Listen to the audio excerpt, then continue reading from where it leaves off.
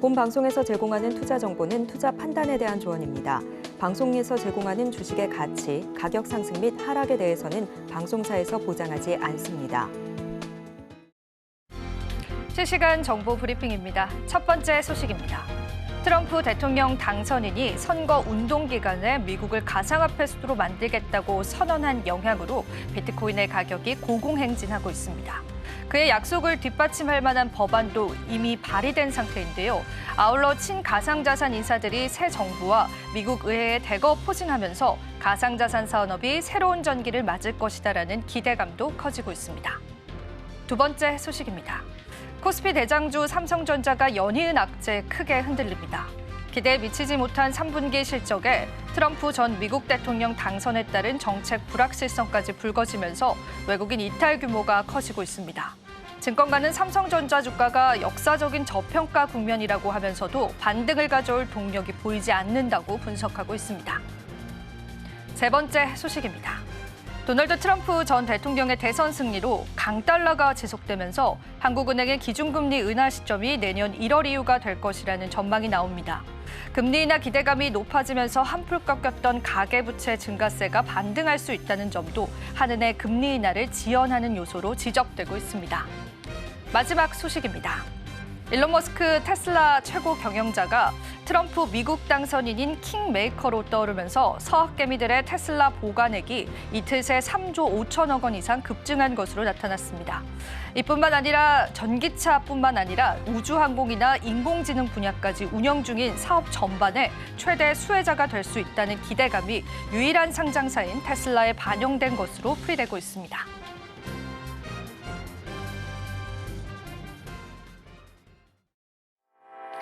시청자 여러분 안녕하세요. 오늘장 내일장 오늘도 여러분들과 함께하고 있습니다. 자, 오늘 국내 증시 같은 경우에는 계속되는 약세 흐름들이 이어져 가고 있습니다. 반면 뉴욕 시장은 사상 최고가 랠리에 접어들기도 했는데요. 자, 우리 시장에 관한 수급이 부족한 상황에서 가상자산 시장도 지금 현재 주목을 받고 있습니다. 비트코인의 전체 시가총액이 한국의 GDP를 뛰어넘었습니다. 그뿐만이 아니라 암호화폐 전체 시가총액은요, 현재 프랑스의 GDP를 뛰어넘는 수준이다라고 합니다.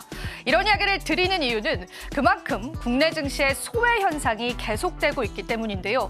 하지만 우리 투자자분들께서는 내 포트폴리오에 관해서는 어떤 전략을 세워야 할지가 고심하실 것 같습니다. 그래서 저희가요, 오늘은 또 국장에 집중을 하면서 여러분들에게 정말 도움되는 전략을 줄 수 있도록 많은 전략들을 준비했습니다. 저희와 함께 하시면서요, 여러분들의 포트폴리오들 함께 점검해보는 시간들 가져보시면 좋으실 것 같습니다. 자, 그렇다면 지금 현재 시장 상황 살펴보시면서요, 오늘 시장의 흐름들 저와 함께 살펴보도록 하죠. 네, 오늘 코스피, 코스닥 여전히 하락세를 나타내고 있습니다. 코스피 지수가 1.3%, 코스닥 2% 넘는 낙폭세를 키워오고 있습니다. 일정 흐름 바로 한번 체크해 보겠습니다. 오늘 코스피 지수 같은 경우에는 장이 가면 갈수록 이러한 탄력들을 좀 잃어가는 모습인데요. 역시나 외국인들의 매도 물량 지속되고 있다는 부분들 함께 체크해 보시면 좋겠습니다. 코스닥도 일정 흐름 살펴보겠습니다. 자, 오늘 코스닥 지수 같은 경우에도 역시나 지금 현재 시점에서도 하락폭을 더 키워오고 있는 그런 시점인데요. 외국인들과 기관의 매도세도 현재 눈에 띄는 시점입니다. 수급 바로 한번 체크해 보겠습니다. 자, 오늘 코스피 수급은요, 개인 같은 경우에는 3천억 원 넘게 현재 담아내는 모습이지만 기관과 외국인들 동반 매도하고 있고요. 특히나 어제 장 후반에 외국인들의 매도 물량이 증폭했습니다. 오늘도 장 후반까지 지켜보시면서 외국인들의 이탈 여부들도 체크해 보시면 좋으실 것 같습니다. 자, 코스닥 한번 살펴보시죠. 코스닥의 수급도요, 개인만 나홀로 매수하고 있는 시작입니다. 외국인과 기관은요, 대형주라든지 중형주 그리고 의약품 쪽으로의 매도 물량을 보여주고 있기 때문에 지수의 하방을 더 이끌고 있다라고 분석해 볼 수 있겠습니다. 시가총액 상위 종목 살펴보시겠습니다. 사실 오늘 시작에서는 LG에너지솔루션 제외하고는 시가총액 상위 종목군들 모두 다 좋지 못한 흐름인데요.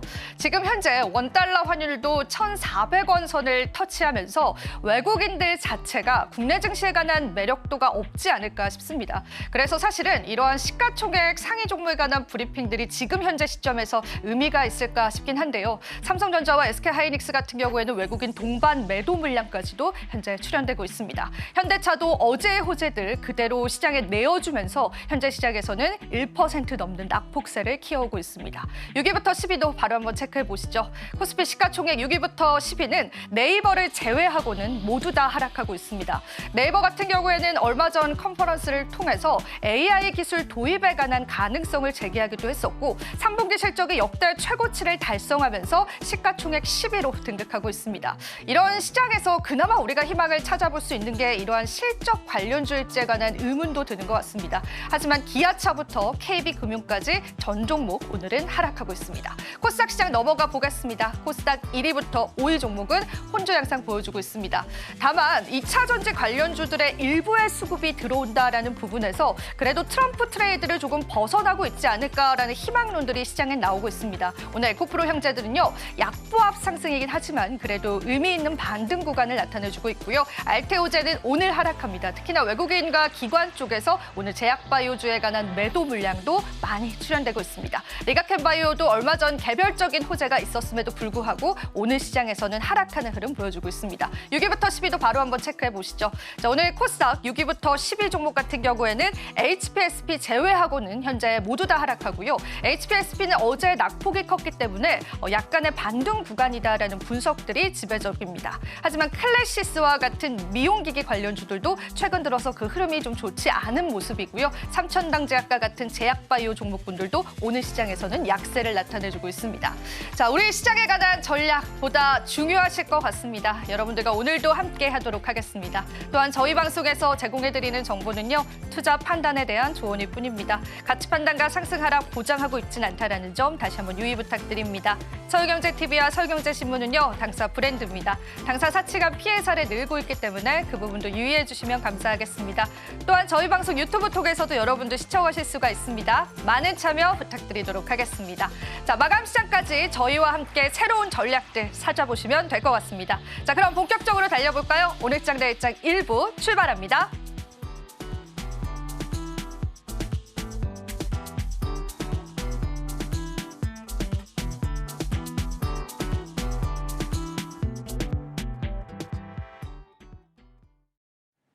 네, 오늘장 내일장 오늘도 여러분들과 함께 하고 있습니다. 자, 오늘 함께 해주실 분 바로 소개해드리겠습니다. 김재준 대표님과 함께 이야기 나눠보겠습니다. 대표님 반갑습니다. 네, 안녕하십니까. 네, 대표님 오늘 시장 한 주평부터 좀 들어볼까 하는데요. 이 시장 어떻게 보실까요, 대표님? 어려운 시장 환경 속에서도 그나마 성장 섹터 내에서 순환매가 진행이 되는 과정이 보여지고 있다. 성장 섹터라고 한다면 여러 차례 말씀드렸지만 바이오 2차 전지, IT 플랫폼, 로봇이라고 말씀을 드렸는데요. 네. 오늘 같은 경우는 IT 플랫폼 내에는 네카오가 있고요. 네카오, 네. 그리고 엔터가 있고 게임주가 있습니다. 이 성장 섹터에서 로봇과 IT 플랫폼 내에서의 순환매가 이루어지는 과정에서 흐름들이 진행이 되고 있다. 이렇게 전체 시장에서의 흐름을 요약해서 말씀드릴 수 있을 것 같습니다. 이런 이야기를 들으니까 그래도 조금 희망은 있나 우리 시장에? 네. 그런 생각 드는데요. 단도직입적으로 한번 여쭤보고 싶어요. 네. 희망이 있을까요, 우리 시장에? 틀림없이 있습니다. 틀림없이 있습니까? 틀림없이 네. 있습니다. 제가 단언해서 말씀드리는데 시장은 지금 어렵고 힘들고 암울한다는 표현까지 이제 쓸 수 있는 시장의 모습인데 제가 오랜 시장 경험을 가지고 있지 않습니까? 그래서 제가 여러분께 설명드릴 수 있는 내용에서 지금 시장에서의 분위기는 2016년 트럼프 1기 행정부 시절에서 당선 이후의 시장과 아주 흡사한 형태에서의 시장 모습을 보여주고 있다. 이렇게 말씀드릴 수 있습니다. 그 당시를 한번 제가 회상하면서 복기를 한번 살짝 복기를 해볼까요? 해드려 볼까요? 그 당시 2016년 11월 9일에 이제 그 트럼프 당선 확정이 장중에 되었습니다. 얼마 전 트럼프 당선 확정되는 우리 상황과 비슷하죠. 비슷하네요. 지금의 상황과 네. 비슷한데 그 당시에 그 종합주가 지수는 3% 하락을 했고요. 왜냐하면 트럼프가 집권하게 되면 관세라든가 지금과 똑같습니다. 또 방산에 대해서 또 부담금을 지어준다는 내용이 있었기 때문에 여러 가지 우리 국내 사정에서의 흐름을 보게 되면 압박을 받는 요인이 굉장히 컸다라고 볼 수가 있어요. 그래서 그 당시에 코스피 지수 기준으로 해서 3% 하락을 했고요. 코스닥 기준으로 해서는 장중 6%까지 하락을 했습니다. 원달러 기준으로 해서는 14원이 올랐고요. 삼성전자는 3%, LG화학은 4%가 하락을 했습니다. 이 당시에 이제 이러한 하락 이후에 시장이 그러면 어떻게 변화했는지를 이제 짧게 말씀을 드리면 미국 시장은 트럼프가 당선된 이후에 주가가 급등을 했어요. 다우지수 기준으로 해서 13,000포인트에서 21,000포인트까지 연속해서 쭉 올라갔습니다. 지금의 시장과 아주 유사하죠. 너무 비슷하네요. 우리 시장에서의 흐름은 하락 이후에 반등을 줬느냐? 아닙니다. 안타깝지만 약 한 달 정도 시장 흐름에 있어서 등락의 모습을 보여줬어요. 왔다 갔다 왔다 갔다. 크게 밀리지는 않았지만 움직임이 정체된 상황 하에서의 흐름들이 진행이 됐어요. 이 당시에도 비트코인 관련 종목들이 굉장히 강세 흐름을 보여줬고요. 비트코인 같은 경우도 그 당시에 제 기억으로 아마 1,200불에서 10,000불인가요? 이렇게 이제 주가가 최고가가 굉장히 네. 그 흐름에 강한 상승의 흐름을 보여줬다라는 제 기억이 있었고요. 지금의 시장과 빗대어서 살펴보게 되면 분위기가 굉장히 유사했다. 그러면 이후의 시장이 중요하겠죠. 네. 우리 시장이 횡보 흐름을 보여주고 난 이후의 시장이 과연 어떠했는지를 말씀드리게 되면 한 달 정도 횡보 흐름을 보여준 이후에 지수가 1950포인트 전후로 해서 왔다 갔다 했거든요. 이후에 2500까지 올라갔습니다. 시간이 좀 걸렸지만 시장의 흐름은 상승 곡선을 그려주면서 방향성을 잡았다라는 점을 판단해 볼 수 있을 것이고요. 여기에 트리거가 된 시장의 방향 전환의 트리거가 된 그 핵심적인 요인은 환율이었습니다. 그 당시에. 그 당시에 제가 당일에 환율이 14원 올랐다라고 말씀을 드렸지 않습니까? 네, 네. 그 당시에 환율 수준이 제 기억으로는 1,130원 내외였어요. 네네. 그래서 1,130원에서 당일에 한 14원 정도 올랐고요. 이후에 환율이 좀 더 올라가서 1,200원까지 올라갔어요. 한 일주일 열흘 동안의 흐름에 있어서 환율이 더 올라간 이후에 이게 1,000원 수준까지 하락을 했어요. 그러니까 지수가 상승 트리거가 되었던 시발점에서의 상황은 환율이 꺾이는 과정에서 지수가 상승으로 전환되었다는 그때의 상황을 복귀해서 판단을 해보게 되면 지금 시장과 거의 비슷한 형태에서의 모습이 진행이 되고 있고요. 지금 시장이 상승으로 전환되는 과정에서의 트리거는 역시 환율 시장에서의 변화, 움직임에 대한 상황을 체크해야 될 것입니다. 조금은 다행스러운 것이 네. 전날 이제 그 달러 인덱스가 105.5 수준, 그러니까 앞에 고점이거든요. 네. 고점 고점 부근에서 돌파를 아직 못하고 왔다 못했어요. 갔다 하고 있습니다. 오늘은 어떻게 될지는 모르겠어요. 강하게 돌파를 할지 여기서 꺾일지는 모르겠으나 105.5 수준에서 왔다 갔다 한다라는 측면에서 본다라면 좀 더 지켜봐야 되겠지만 꺾일 가능성도 있지 않을까. 우리 환율도 지금 1,400원 전후로 해서 왔다 갔다 하고 있거든요. 네. 더 이상 뻗어나가지는 못하는 상황에서의 흐름들을 보여주고 있는데 만약에 미국 시장에서의 달러 인덱스 그다음에 내일장 우리 환율에서의 변동 상황이 하락으로 전환된다라고 한다라면 그 시점이 지수의 전환점에서의 상황이 될 가능성이 높다라고 보고 있고요. 반대의 경우로 달러 인덱스가 상승으로 그러니까 위로의 방향성을 갖는다. 그럼 조금 더 기다려보는. 어차피 방향은 하락으로 이후에 전환되겠지만 시작 시점, 그러니까 시장의 상승 시작 시점은 좀 더 기간차를 두고 접근해야 될 것이다라고 판단이 되고 있습니다. 여기에 하나만 더 말씀드립니다. 네. 트럼프가 집권하면 강달러 고금리 고물가가 될 것이라고 다들 얘기를 하고 있죠. 네, 맞아요. 여기서 특히나 중요한 것은 강달러가 될 거라고 네. 얘기를 많이 하고 있지 않습니까? 네. 그 당시에도 강달러가 될 것이라고들 많이 얘기를 했어요. 일시적인 강달러가 되었어요. 근데 이후에 약달러가 되었거든요. 왜 약달러가 되었냐면 트럼프가 추진하고 있는 정책들을 한번 잘 들여다보시기 바랍니다. 법인세 인하죠. 그리고 시장에 돈을 많이 푸는 형태로의 풀죠. 진행을 하게 됩니다. 그러면 시장에 돈을 풀고 법인세를 인하하게 되면 기본적으로 금리가 내려가게 돼 있어요. 금리가 내려가는 과정에서 달러가 약세로 전환되게 돼 있습니다. 그 당시에도 취임 이전까지는 강달러 현상에서의 모습을 보여주다 취임 이후부터는 환율 상황에서의 변화가 나타났거든요. 그래서 지금 시장 어렵습니다. 힘듭니다. 하지만 시간을 두고 기다려 본다라고 한다면 시장은 방향 전환이 틀림없이 나타날 거라고 판단되고 있고요. 우리 지영 앵커가 방금 전에 이제 시장에 대한 여러 가지 그 움직임의 최근 테마주라든가 비트코인 관련주에 대한 움직임이 진행되고 있는데 지금 시점에서 우리가 이제 결정할 투자에 대한 부분이 있습니다. 네. 움직이는 종목을 따라갈지 어... 아니면 내가 현재 보유하고 있는 종목들 포트폴리오. 대부분 아마 하락 하고 있는 종목들이 맞아요. 대다수일 맞아요. 겁니다. 네. 시장이 너무 얇아졌기 때문에 조금의 충격으로 또 주가가 크게 빠지는 최근의 상황에서의 시장인데 손실이 많이 난 상태에서 지금 이 보유 종목을 들고 갈지 이 결정이 지금 시장에서 굉장히 중요한 어떤 의사결정의 진행 흐름이라고 보고 있거든요. 그 부분 한번 오늘 풀어볼까요, 저희가? 지혜와 네. 가지고 갈지 아니면 빠르게 옮겨 타서 수익률을 도모해 볼지 네. 이거에 대해서 한번 우리 시청자 여러분들께 좋습니다. 도움을 조금이나마 드리고 싶어서 아이고 또 제 오프닝을 기억을 해주시고 그 부분을 좀 풀어주신다라고 하는데 사실 우리 시장에서 요즘에 국장을 떠나라라는 이야기가 많은데 어떻게 개인 투자자분들이 이 시장을 떠나겠습니까? 내 포트폴리오가 이 시장에 묶여 있는 상황에서 여러분들 전략들이 중요할 것 같고요. 여기서 한 가지 대표님 궁금해지는 네. 거는 그 당시에 이제 네. 대표님께서 이제 증인이시잖아요. 그렇죠. 대선을 겪으셨던 네. 그 당시에도 우리 삼성전자는 이랬을까요, 대표님? 삼성전자가 당일에 3%가 하락을 했다라고 하락을 말씀드렸지 했어요. 않습니까? 네, 근데 네. 그 당시에는 지금과 조금 다른 게 어. 3% 하락한 이후에 주가가 크게 빠지질 않고 그 자리에서 옆으로 쭉 횡보한 이후에 반등 줬어요. 그러니까 그 당시에는 반도체 산업이 트럼프 수혜주라고 많이 얘기를 했어요. 오히려. 네네. 네. 그래서 바로의 상승은 나타났지 않지만 횡보 이후의 상승이 나타났다라는 점이 지금과 약간 다른 지점이고요. 지금은 좀 더 흘러내리는 과정이 진행되고 있죠. 그래서 지금의 상황과 그때의 상황이 조금 현실적으로 다른 형태에서의 모습이지만 지금은 환율과 연동된 외국인의 매도가 삼성전자 우리나라 반도체 투탑에 대해서 진행되고 있기 때문에 이러한 부분들도 체크하셔야 될 것 같고요. 특히 반도체를 이제 많이 걱정하시고 고민을 하시는데 반도체 대다수의 종목들, 삼성전자 비롯해서 소부장의 종목들을 보게 되면 이미 팬데믹 이전 수준의 주가 수준까지 다 내려와 있어요. 맞아요.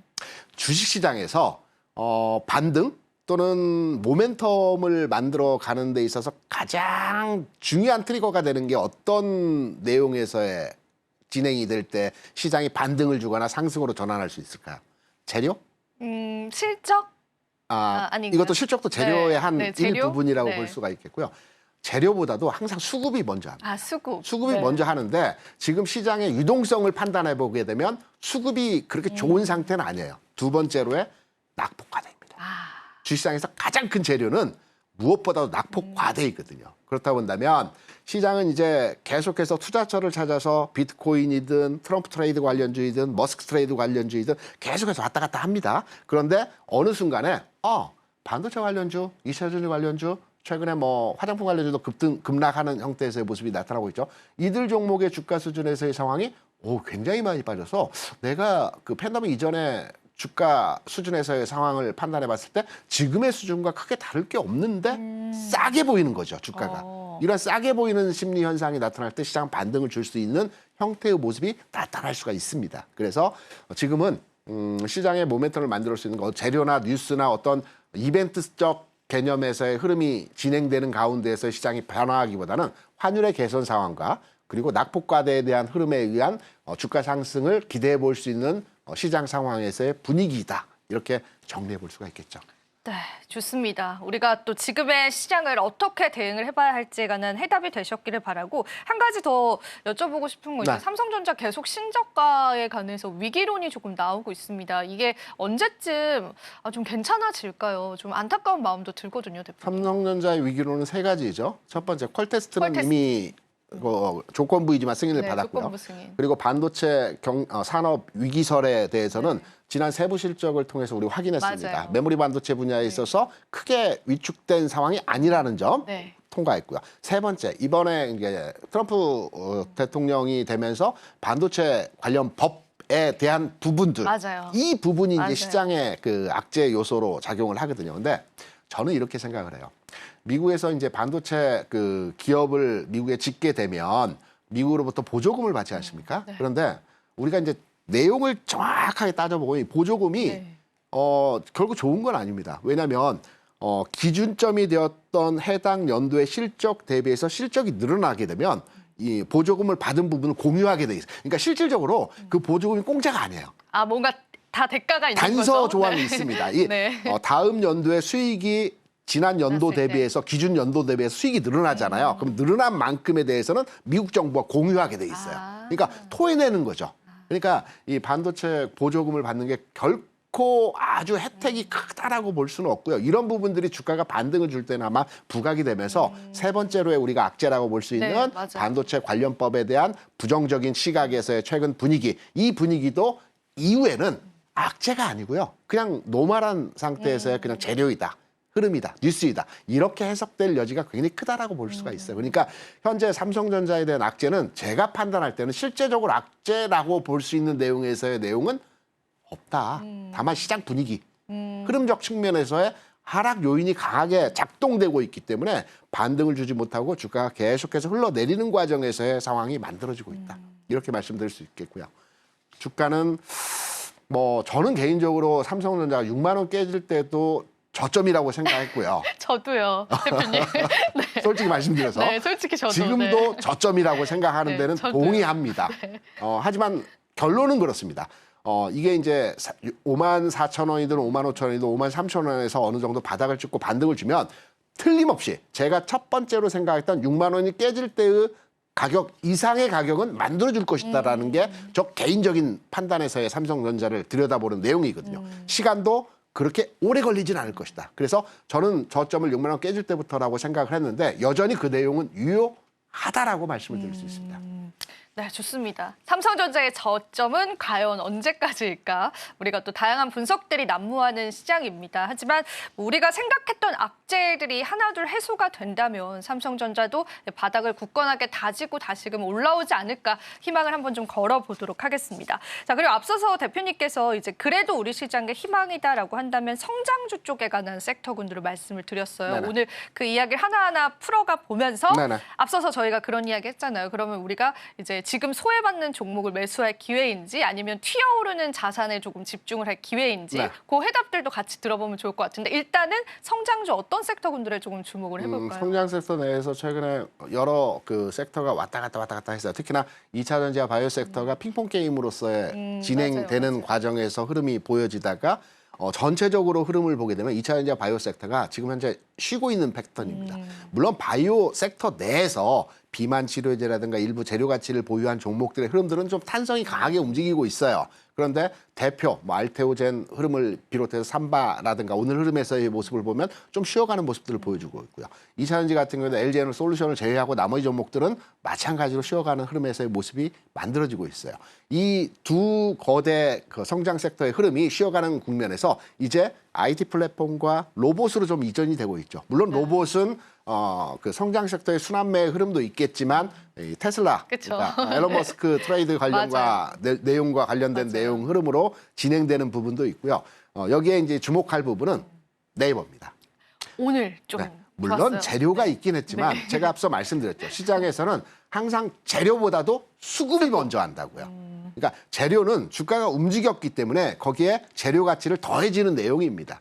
주가 빠질 때는 그러한 재료가 나와도 주가가 움직이지 않습니다. 그래서 수급 상황이 개선되었기 때문에 네이버의 주가 흐름이 오늘 긍정적으로 진행되면서 18만 원 돌파했죠. 맞아요. 그동안 계속 18만 원 벽을 두고 태핑하는 형태로 두들김을 보여줬다고 한다면 18만 원을 돌파하면서 이제 새로운 신추세가 만들어졌어요. 그러면 IT 플랫폼 내에서의 흐름이 지금 가속화되는 과정에서의 분위기가 만들어지고 있다. 이런 내용으로 성장 섹터 내에서 왜냐하면 트럼프 트레이드, 머스크 트레이드 관련 종목들이 최근에 움직임이 아주 강한 형태로의 모습을 보여주고 있지만 네. 기본적으로 구조적 흐름에서의 시장 모습을 판단해보면 성장 섹터 내에서 흐름이 순차적으로 이전되는 과정에서 IT 플랫폼의 종목들의 흐름들이 좀 더 강화되고 확장되는 분위기에서의 흐름들이 좀 나타나고 있다. 이렇게 판단할 수가 있겠죠. 오랜만에 사실은 좀 반등 구간이라 너무 반갑기도 했거든요. 네. 그런데 반면에 카카오, 우리가 보통 네카오라고 그렇죠, 부르잖아요. 네카오라고. 이 카카오 같은 경우에는 주가 움직임이 잘 나와주지 않는데 수급이 아직 안 붙었습니까, 대표님? 통상적으로 과거 주가 흐름을 보게 되면 네카오가 같이 가죠. 맞아요. 뭐 같이 올랐기 때문에. 탄성은 좀 다를 수는 있겠죠. 2%, 1% 올라갈 수는 있겠지만 플러스면 같이 플러스를 내고 마이너스면 같이 마이너스를 내는데 최근 상황에서 보게 되면 네이버 움직임에서 카카오는 좀 더딘 흐름들이 많이 나오고 있어요. 뭐 여러분께서 다 아시다시피 문어발식 자회사 개념에 대한 상장으로 인해서 주주가치 희석이 됐고 이런 여러 가지 내용들이 있기 때문에 네이버 카카오의 주가가 요즘에는 상반된 흐름에서의 모습을 보여주고 있습니다. 다만 네이버가 먼저 끌어주면 그 다음에 움직임이 진행되겠죠. 만족할 만한 수준에서의 상승 흐름은 아니지만 어차피 같이 가는 흐름입니다. 삼성 하이닉스가 길게 보면 같이 갑니다. 순간마다의 흐름을 보면 차별화된 주가 상황을 보여주겠지만 긴 흐름에서의 곡선을 보면 반도체가 갈 때 삼성 하이닉스가 같이 가듯이 네카오도 그런 흐름에서의 먼저 가는 종목이 있고요. 좀 더디게 올라가는 종목이 또 상황에 따라서 시기에 따라서 시장 환경에 따라서 조금씩 다른 흐름들이 만들어지는 것이기 때문에 내가 네카오를 가지고 있는데 네이버로 갈아탈까? 물론 저는 개인적으로 갈아타는 것에 대해서 동의하는 부분이 동의합니까? 있겠지만 네. 빠른 매매 그렇게 쉽지 않습니다. 그렇다고 본다면 그냥 가지고 계시는 것도 무난하지 않을까라고 생각을 합니다. 네. 저희가 카카오에 관한 전략까지 한번 들어봤고요. 네, 이어서 또 계속 이야기를 나눠볼 텐데요. 그 전에 지금 현재 시간에서는 또 은혜로운 섹터를 통해서 시장의 이슈와 섹터군들 만나보실 수가 있습니다. 여러분들 잘 한번 살펴보시면서 투자 힌트 얻어가셨으면 좋겠습니다. 자, 바로 뒤에 은혜로운 섹터 이어집니다.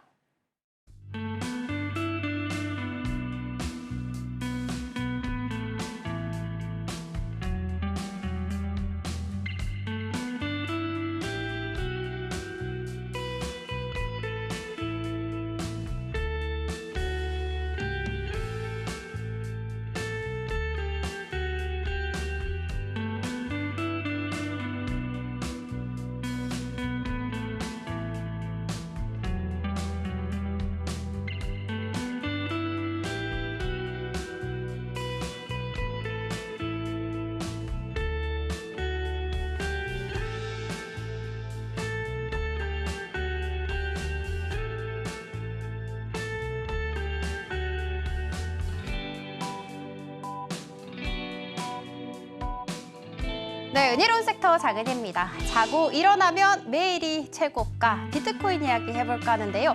지금 현재 비트코인 전체 시총이 우리 국내 시장 전체 시총을 넘어섰다고 합니다. 어떤 이야기였는지 자세하게 살펴보도록 할게요. 일단 비트코인이 오늘 오전 10시께 89,000달러를 돌파를 했습니다. 돌파의 원인은 당연히 트럼프에 있겠죠.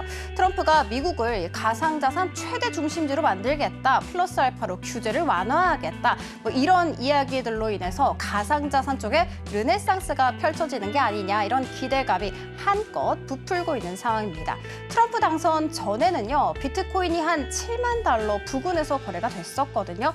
그런데 보이시는 것처럼 7일 동안 31% 올랐고요. 한 달 동안은 40% 올랐습니다. 그런데 도지코인은 더 어마어마합니다. 킹메이커 일론 머스크가 이끌고 있죠. 도지코인 같은 경우에는 일주일간 111%, 한 달 동안 193% 그야말로 폭증을 했습니다. 자, 그리고 이더리움 시총 2위잖아요. 24시간 만에 6% 급등세를 보인 것으로 알려졌습니다.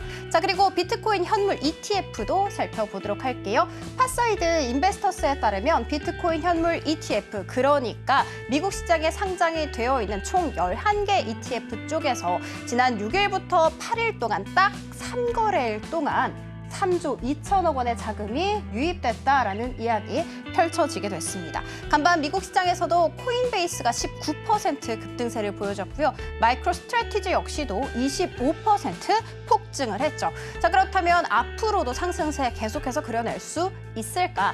전문가들은 비트코인이 연말이 되면 10만 달러를 돌파하고요. 내년 말이 되면 20만 달러를 돌파할 수 있을 것이라고 보고 있습니다. 상승 이유도 함께 살펴보도록 할게요. 일단 비트코인 현물 ETF 옵션 상품이 미국 시장에서 올해 말에 출시가 될 예정입니다. 보이시는 것처럼 옵션이잖아요. 미래의 특정 가격에 자산을 사고 팔 수 있는 권리를 의미를 합니다. 비트코인 가격 변동에 또 베팅을 할 수 있다 보니까 거래가 조금 더 활발해지지 않겠냐 이런 기대감 모아지고 있는 상황이고요. 비트코인이라든지 이더리움 외에도 알트코인과 같은 이런 현물 ETF 승인 가능성도 지금 현재 굉장히 높게 점쳐지고 있습니다. 그래서 이것들이 다 상승 재료로 작용이 되고 있고요. 그렇지만 상승세로만 갈 수 있을까? 일각의 우려에 섞인 목소리도 살펴보도록 할게요. 지금 상승의 요인이 되고 있는 트럼프가 오히려 악재로 작용될 수 있다. 이런 분석도 있습니다. 트럼프가 보편 관세를 주장을 하고 있고요. 대규모 감세를 또 주장을 하고 있잖아요. 그러면 재정 적자로 이어질 수가 있고 재정 적자 인즉 금리 인상으로 이어질 수가 있습니다. 위험자산 기피 현상이 일어나게 되면서 비트코인 가격을 끌어내릴 수 있다. 뭐 이런 분석도 있고요. 지정학적 리스크 역시도 여전히 잔존해 있잖아요. 이런 점들이 하락 원인으로 작용이 될 수 있다. 뭐 이런 이야기도 있습니다. 오늘 국내 시장에서 어떻게 움직이고 있을까? 컴투스 홀딩스 같은 경우에는 거의 상한가 부근에서 거래가 되기도 했고요. 우리기술투자, 한화투자증권, 제이시언 시스템까지 두 자릿수 강세를 보이기도 했다는 거 체크해드리도록 하겠습니다. 이렇게 트럼프 당선 쪽에 웃고 있는 쪽을 살펴봤으니까요. 이제는 울고 있는 쪽으로 이동을 해보도록 하겠습니다. 안타깝지만 삼성전자 이야기입니다.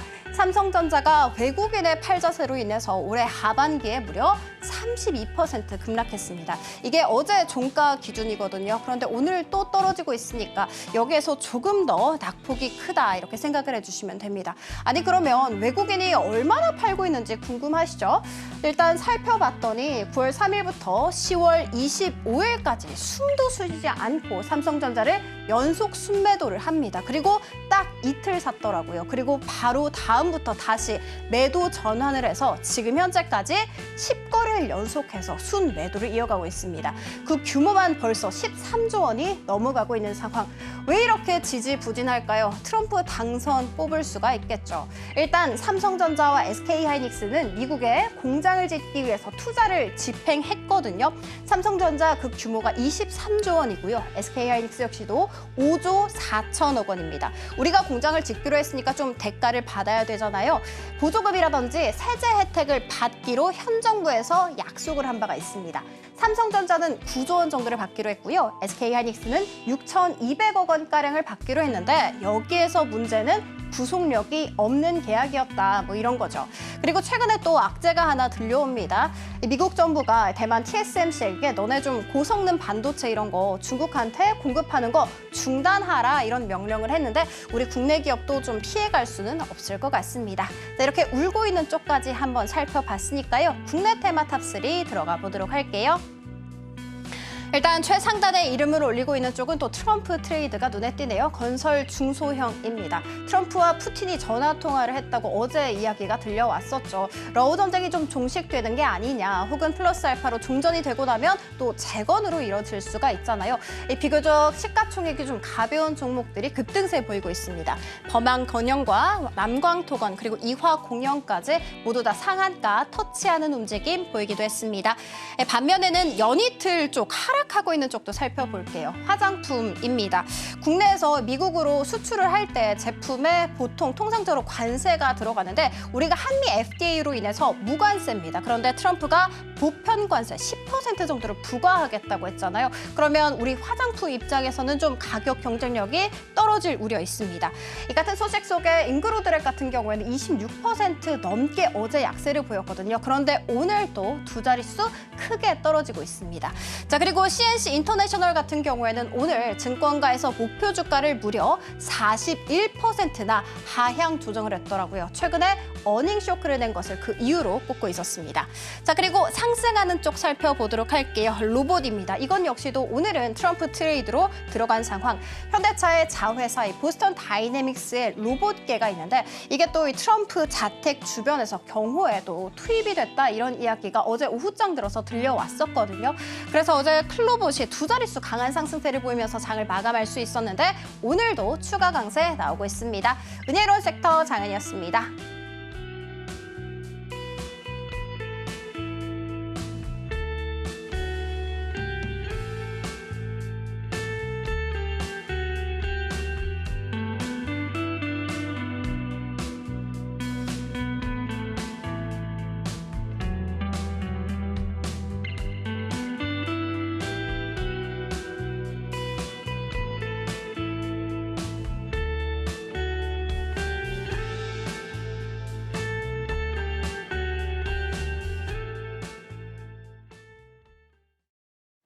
네, 은혜로운 섹터 여러분들 함께 보고 오셨습니다. 증시에 관한 전략들 계속 이어가 보도록 하겠습니다.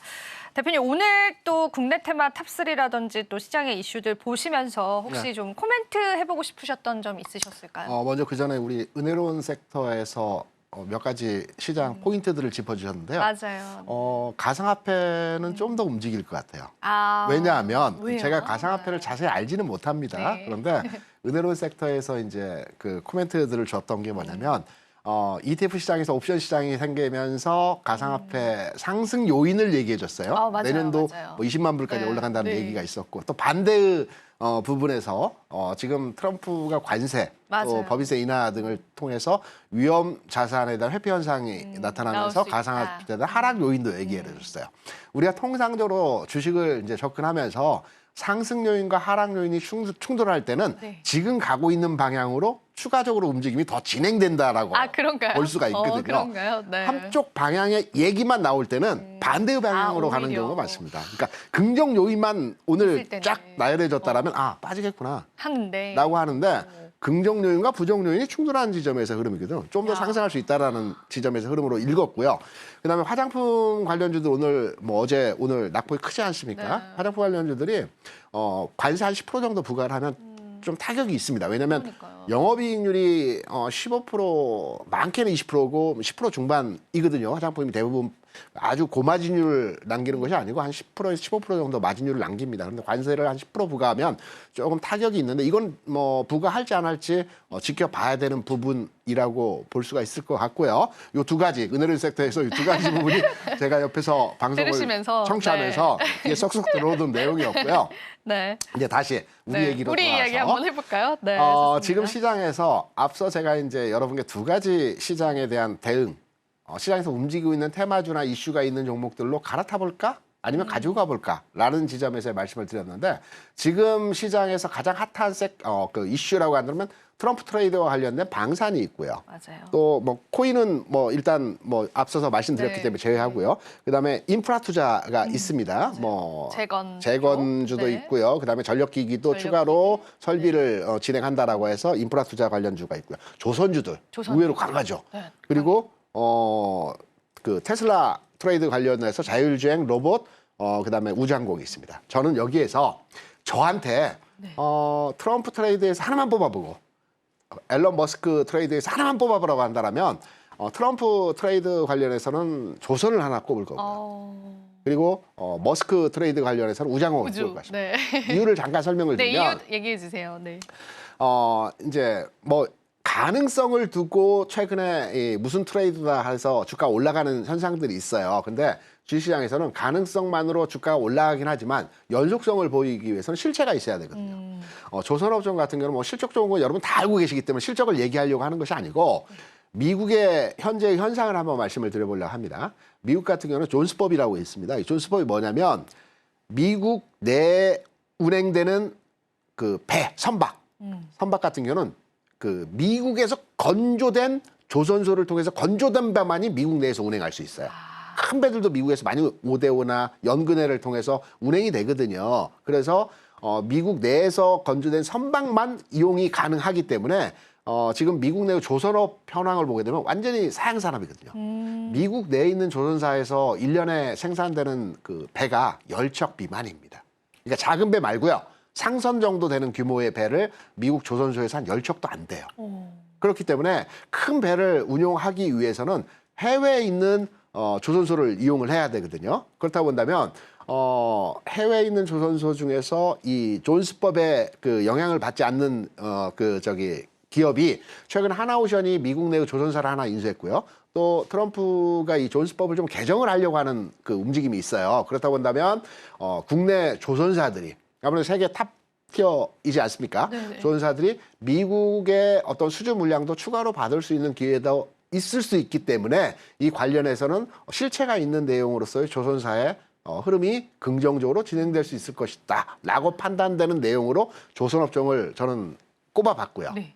두 번째 이제 그 머스크 트레이드 관련해서는 오늘 로봇은 많이 움직입니다. 네, 뭐 맞아요. 자율주행도 최근에 움직였다 좀 움직였고요. 쉬고 있지만 네. 우주항공도 최근에 탄력 좋았다가 최근에 조금 흐름이 이제 정체된 오늘 같은 경우는 오늘은 조금 쉬는 것 같아요. 조금 쉬는 네. 모습인데 저는 우주항공을 꼽는 이유가 뭐냐면 네. 앨런 머스크와 트럼프가 그 뭐라고 할까요? 서로 친해졌다라기보다는 이 어떤 후원을 하고 서로 교류를 하게 된 계기가 있어요. 앨런 머스크는 트럼프 1기 때는 트럼프를 좋아하지 않았습니다. 그러니까요. 왜? 안 좋아하지 않았어요? 안 좋아했어요. 네. 왜냐하면 앨런 머스크가 남아공 출신이라는 걸 아시죠? 네. 17살 이후에 캐나다로 갔다가 대학을 미국으로 오면서 미국 이제 시민권자가 됐는데 트럼프 1기 때 트럼프의 정책 중에 가장 큰 정책이 이민자. 이민자. 그렇죠. 그렇다고 본다면 머스크 입장에서는 이민자이지 그렇죠. 않습니까? 네. 그래서 머스크를 트럼프를 좋아하지 않았는데 트럼프 중간 단위에서 트럼프가 추진했던 여러 가지 정책 중에서 우주군, 그러니까 미군을 보게 되면 뭐 육해공군이 있고 그다음에 뭐 연안 경비군이 있고 뭐 하는데 5번째 우주군을 창설한다는 얘기가 있었고요. 그다음에 한 40 몇 년 만에 유인 우주선을 뭐 시도한다라는 얘기가 있었습니다. 그러니까 우주 항공에 대해서 1기 시절에 굉장히 의미 있는 내용에서의 정책들을 발현했거든요. 나름 열심히 그쪽에서 했어요. 네. 그러다 네. 보니까 앨런 머스크, 그러니까 1기 시절이 2017년부터 20년까지니까 그 테슬라가 전기차를 만들면서 스페이스X에 대해서 강하게 그 추진하고 있을 때였기 때문에 우리의 사업과 결합되는 부분이 있다라는 겁니다. 그래서 앨런 머스크가 트럼프에 대해서 이번 2기 때는 우리가 하는 사업과 결합되고 방향성이 똑같기 때문에 이 부분에 대해서 적극적으로 그 투자를 한 겁니다. 한 달에 600억, 700억씩 맞아요. 지원을 해서 4년간 지나면 그게 한 3, 4조 되거든요. 네.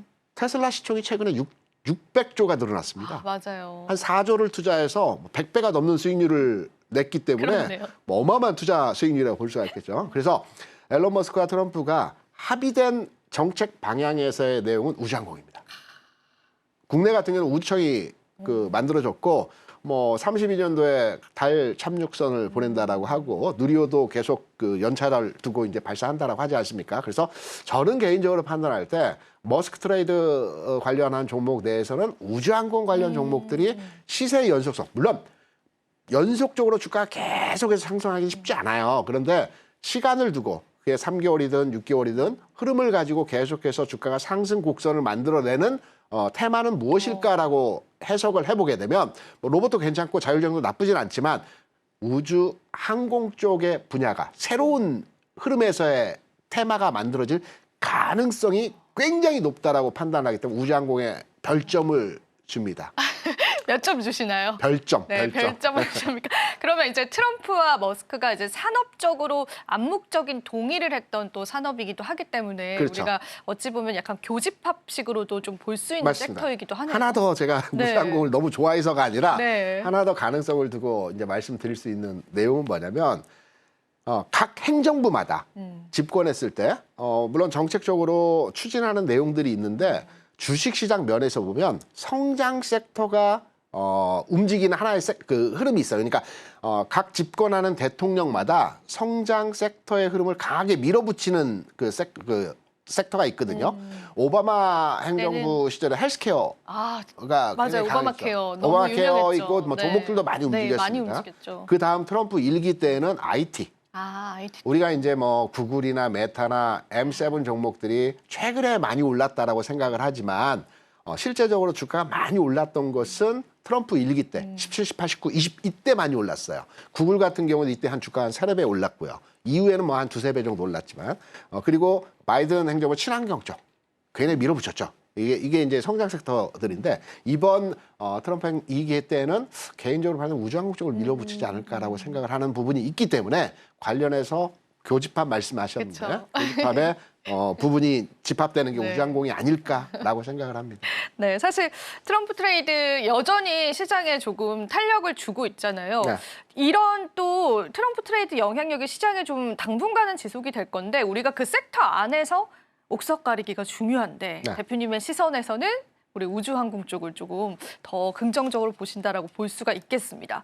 자, 그럼 저희가 이제 또 대표님의 원픽 섹터도 같이 보면서 오늘 또 종목 이야기까지 좀 나눠볼 시간인데요. 네. 뭐 아까 성장주 이야기 해주셨는데 뭐 엔터 쪽일까요? 아니면 좀 다른 쪽 섹터일까요? 성장 섹터 내에서 IT 플랫폼을 말씀드렸죠. 네, 네카오 말씀해주셨어요. 네, 미리 말씀드리면서 말씀해 주셨고. IT 플랫폼 내에는 게임과 엔터가 포함된다는 말씀도 드렸었는데 저는 IT 플랫폼 기업 내에서의 흐름을 한번 종목으로 한번 픽해 봤습니다. 네. 종목은 카페24. 아, 카페24요? 네, 카페24 뭐 오늘 장에서도 흐름이 나쁘지는 않아요. 네네. 좀 고점 대비해서 밀리긴 했는데 이 회사가 어떠한 내용들을 가지고 있는지에 대해서 이제 설명을 드리면 이 회사가 이제 테슬라 상장 요건 기업 1호입니다. 그럼 테슬라 상장 요건이 뭐야? 그러니까요. 우리가 그 출시하면 보면 특례 상장이라고 네, 네. 그 요건들이 있지 않습니까? 기술 특례가 있고 성장 네. 특례가 있어요. 그런데 테슬라 상장 요건이라고 하는 것은 시장에서 테슬라가 과거에 성장성만을 가지고 미국 시장에 상장됐고 그 이후에 성장을 발현시키면서 생산물을 만들어냈지 않습니까? 이런 가능성을 두고 상장시키는 종목들이 테슬라 상장 요건이라고 하는 이 하나의 너무 재밌는데요? 그렇죠. 이걸 전 처음 들어보는 네이밍을 것 같아요. 굉장히, 네이밍이 너무 예쁜데요? 잘 했지 않습니까? 1호이고 1호이면서도 흑자 전환에 성공했어요. 그러니까 성장성만을 놓고 상장을 시키고 이후에 도태되는 기업들도 많이 있습니다. 맞아요. 잘 될 거라고 생각을 했는데 이후에 기업 활동을 계속하면서 시장과 맞물리지 못하면서 도태되는 기업들이 많은데 이 회사 같은 경우는 어렵게 해서 성장이 진행되고 있는 회사예요. 그러니까 테슬라와 비교는 어렵겠지만 테슬라에 준하는 만큼의 성장이 진행되고 있는 현상에서의 모습이고요. 올해 흑자 전환 만들어냈습니다. 지난해 적자였고 그 전에 일부 흑자가 나타났지만 큰 폭의 흑자 전환이 만들어졌고요. 이제 우리 지오 앵커 네. 쇼핑 많이 하시죠? 너무 좋아합니다. 네. 저도 몰랐었는데 네. 제가 하나 궁금했던 게 유튜브를 보면서 네.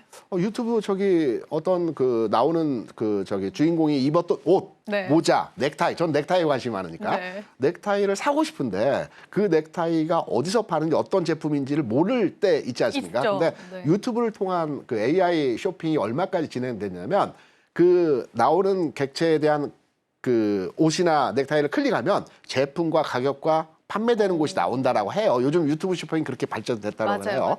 네. 이게 이제 카페24가 이 형태가 진화되는 과정에서의 유튜브 쇼핑을 진행하고 있거든요. 이 부분에서 매출도 현재 진행이 되고 있고 이게 특화된 서비스입니다. 그래서 이 부분이 상당히 그 부각이 되는 가운데에서 최근 주가 움직임이 진행이 되고 있고요. 뭐 기업 내부적으로 보면 최근에 이제 비용 절감하면서 건실화를 수익성을 강화시킨다는 여러 가지 이런 긍정적인 내용들도 진행이 되고 있기 때문에 카페24 플랫폼에 대한 성장 섹터의 순환매가 이루어질 때 뭐 네이버도 움직이겠지만 우리가 이제 플랫폼 기업 하면 과거에는 많았는데 최근에는 플랫폼 기업을 따져볼 때 그렇게 많지가 않아요. 맞아요. 대표적인 기업이 뭐 카페24 정도가 될 수 있다라고 판단되기 때문에 흐름 최근에 하락 이후에 바닥 찍고 다시 재상승하는 모습에서의 모습을 만들어줬다라고 판단할 때 방향은 잡혔다라고 판단되고 있고요.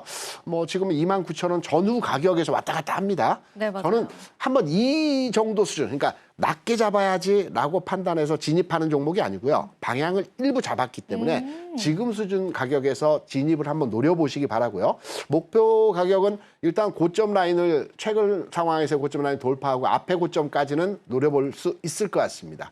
이 종목은 그리고 세 번째로 가장 중요한 것이 손절이에요. 최근에 종목들이 올라가는 척 하다가 밀려버리는 경우가 많거든요. 맞아요. 그래서 손절을 정확히 만들어 가셔야 되는데 손절은 27,000원인데 왜 27,000원이냐면 지금 우리 화면에도 그 주가 차트에 대한 내용이 나오기도 하지만 27,000원 라인이 바닥을 기다가 첫 번째 상승에서의 저점 라인이거든요. 그러니까 요 추세가 깨져버리게 되면 흐름이 바뀌는 거죠. 겁니다. 또 바뀌는 거죠. 네네. 그래서 27,000원의 손절 라인을 딱 정하셔서 이 종목에 대한 관심도를 가져가 보시면 플랫폼, IT 이쪽에 순환매가 진행될 때 긍정적인 효과도 발현하지 않을까 이렇게 판단하고 있습니다. 네. 성장주에서 흑자 전환까지 기업 자체로만 놓고 봤을 때 굉장히 의미가 있을 것 같은데 오늘 시장의 패러다임을 바라본다면 우리가 손절 라인을 좀 정확히 지켜가는 전략들이 좋을 것 같고요.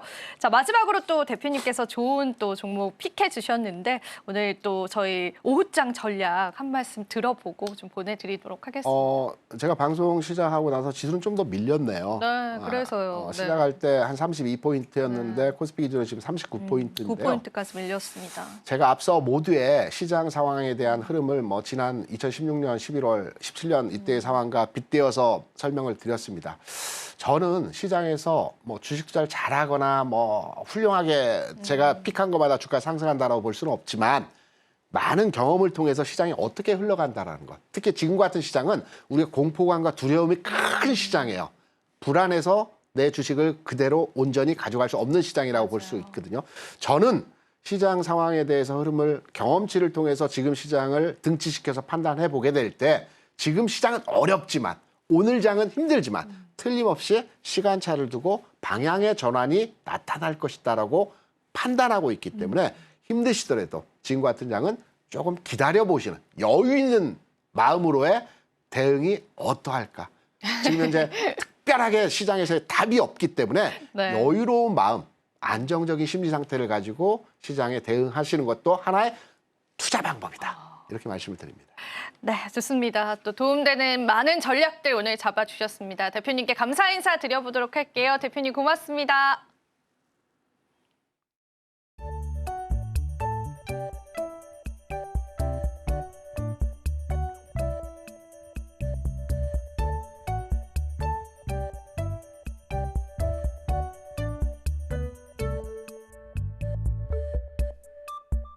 마지막으로 본 방송에서 제공해드리는 정보는 투자 판단에 대한 조언일 뿐입니다. 가치 판단과 상승 하락 보장하고 있지는 않다는 점 다시 한번 유의 부탁드립니다. 저희는 잠시 뒤 2부에서 오후장 전략 이어가 보도록 할게요. 시청해주신 여러분 고맙습니다.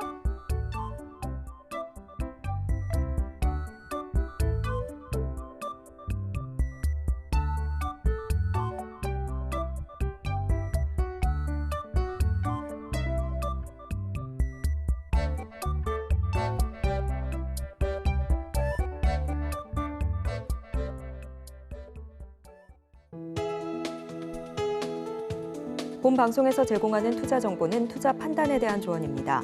방송에서 제공하는 주식의 가치, 가격 상승 및 하락에 대해서는 방송사에서 보장하지 않습니다.